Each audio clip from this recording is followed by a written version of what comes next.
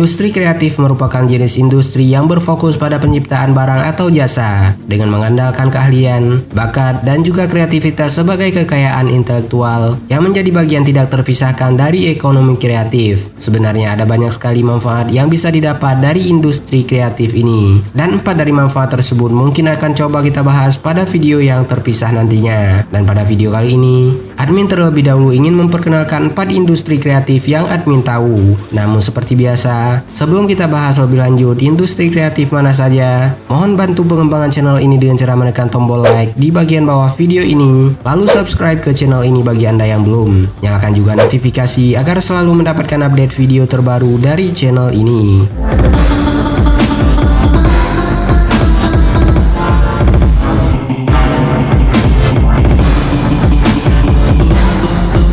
Jika sudah, inilah 4 industri kreatif dengan prospek yang baik.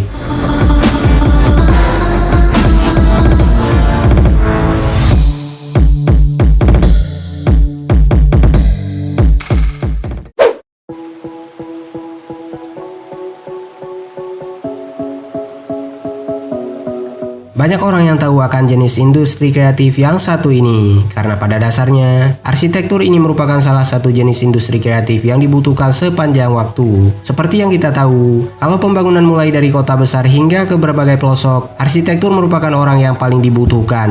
Walaupun memang, di kebanyakan daerah di Indonesia ini tidak memanfaatkan kemampuan dari para arsitektur dalam membangun daerah mereka masing-masing. Untuk alasannya pasti Anda bisa menebak sendiri. Padahal sebenarnya, kalau dilihat dari jasa yang ditawarkan oleh para arsitektur sebenarnya sangat-sangat besar, karena mereka harus memastikan setiap komponen yang dibutuhkan untuk mendirikan sebuah bangunan, menghitung dan membuat rap, hingga memantau pembangunan dengan lebih cermat guna menghindari hal-hal yang tidak diinginkan terjadi. Dengan kata lain, arsitek merupakan orang yang akan memastikan pembangunan yang dilakukan berjalan sesuai dengan yang telah direncanakan, dan biasanya bangunan yang dirancang oleh para arsitektur akan lebih indah, lebih awet, dan juga lebih pasti dibanding dengan bangunan yang didirikan oleh para tukang-tukang biasa pada umumnya. Memang, untuk budget yang dikeluarkan juga pastinya lebih besar, mengingat beberapa hal penting yang ditawarkan oleh arsitektur ini, dan belum mampu dilakukan oleh tukang bangunan pada umumnya. Tapi, overall arsitektur ini merupakan industri kreatif yang punya prospek yang sangat baik ke depannya nanti.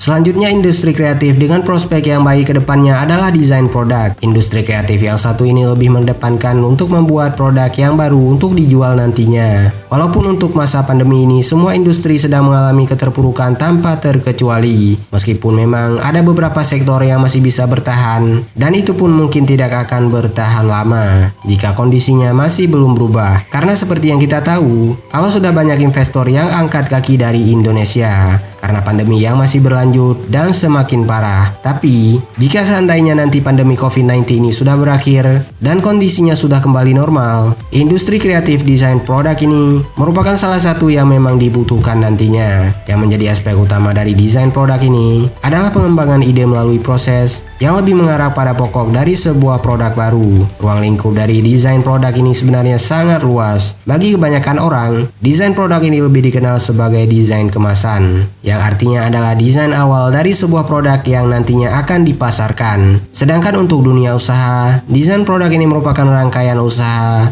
untuk mempelajari dan merencanakan benda yang akan digunakan, baik itu fungsional, estetis maupun ergonomisnya. Seperti yang sudah admin singgung tadi, kalau ruang lingkup dari desain produk ini sebenarnya sangat luas, tapi 4 yang paling umum diantaranya adalah desain produk kerajinan atau kriya, desain produk perlengkapan, desain produk lingkungan, dan juga desain produk transportasi. Untuk fungsinya sendiri juga ada beberapa, yang mana diantaranya adalah sebagai identitas dari sebuah produk, sebagai penambah nilai jual, dan juga sebagai pelindung produk yang dibuat tersebut. Untuk contohnya sendiri sebenarnya sangat banyak, karena pada setiap brand pasti punya kemasan atau packagingnya masing-masing. Jadi, contohnya pun bisa berbeda-beda pastinya.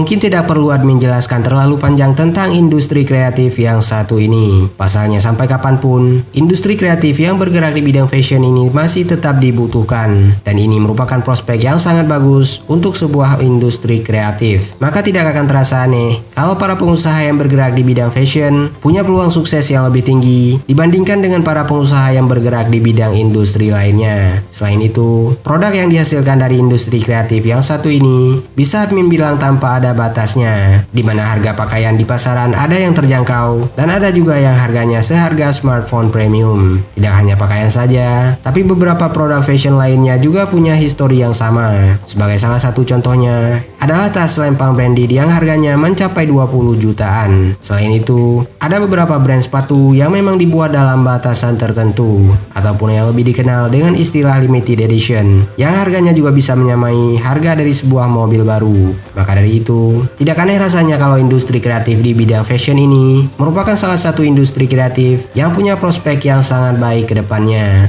Di Indonesia sendiri tidak banyak orang yang melirik akan industri kreatif yang satu ini. Pasalnya, tidak banyak orang yang mengerti akan apa yang ditawarkan oleh industri kreatif di bidang fashion ini ke depannya. Maka dari itu, bagi Anda yang ingin mengembangkan usaha dan punya bakat seni di dalam diri Anda, industri kreatif yang bergerak di bidang fashion ini merupakan industri kreatif yang harus Anda perhitungkan. Dengan catatan, tentunya setelah pandemi COVID-19 ini berlalu pastinya.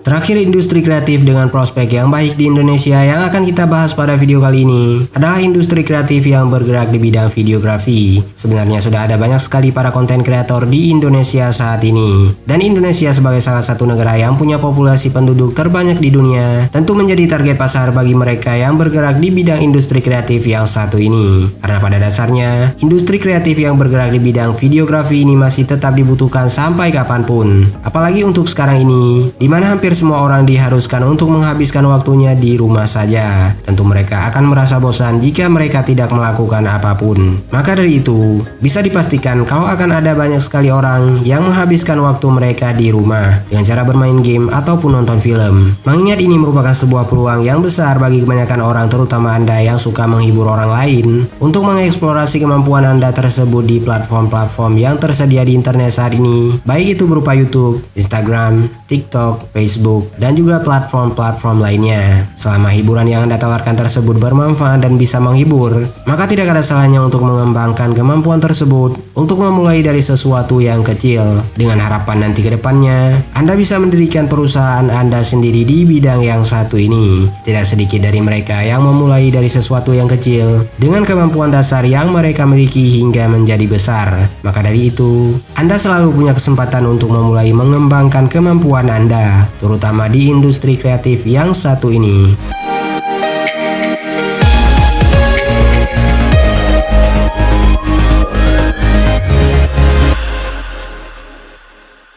Itulah 4 industri kreatif dengan prospek yang baik yang admin tahu dan bisa admin share untuk Anda pada video kali ini. Sebenarnya masih ada sangat banyak lagi industri kreatif lainnya yang juga punya prospek yang baik yang masih belum tersebutkan. Maka dari itu, bagi Anda yang punya pendapat yang berbeda atau ingin menambahkan, silahkan tuliskan saja dengan sopan pada kolom komentar di bagian bawah video ini. Tonton juga video 4 mouse gaming wireless terbaik 2021, 4 alasan user iPhone 11 tidak perlu upgrade ke iPhone 12, 4 MPV paling terjangkau 2021, dan juga 4 game petualangan di PC di channel ini.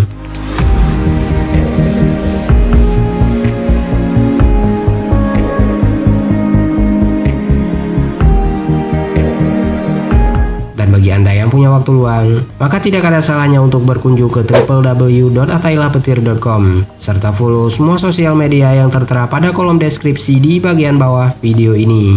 Terima kasih sudah menyaksikan video ini dan sampai jumpa pada video selanjutnya.